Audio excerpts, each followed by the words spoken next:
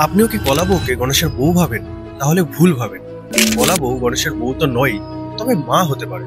কেন মা বললাম সেটা জানতে ভিডিওটা শেষ পর্যন্ত দেখতে হবে। দুর্গাপুজোর সপ্তমীর সকালে শুরু হয় নবপত্রিকা স্নান। এই নবপত্রিকাকে আমরা কলা বউ নামে চিনি। আসলে মণ্ডপে কলা বউ বা নবপত্রিকাকে রাখা হয় গণেশের টান দিতে। আর সেই কারণে বহু মানুষ ভুল করে মনে করেন তিনি নাকি গণেশের স্ত্রী, কিন্তু সত্যিটা একেবারেই আলাদা। নবপত্রিকা মানে 9টি পবিত্র উদ্ভিদ: কলা, কচু, হলুদ, জয়ন্তী, বেল, ডালিম, অশোক, মানকচু আর ধান। এগুলো একসাথে বেঁধে সাদা শাড়ি পরিয়ে সাজানো হয় এবং ঘোমটা দিয়ে রাখা হয় এক নববধূর মতো। আসলে এই 9টি উদ্ভিদই দেবী দুর্গার 9টি রূপের প্রতীক। যেমন কলা গাছ হলো ব্রাহ্মণ, কচুতে কালিকা, হলুদের মধ্যে উমা, জয়ন্তীতে কার্তিক, বেলের শিবা, ডালিমের রক্তদণ্ডী, অশোকে শোকরহিতা, মানকচুতে চামুন্ডা আর ধানে লক্ষ্মী বিরাজ করে। তাই কলা বউ গণেশের বউ নয়, বরং দেবী দুর্গার প্রতীকী রূপ। আর সেই কারণেই বলা হয় তিনি আসলে গণেশের মা হন।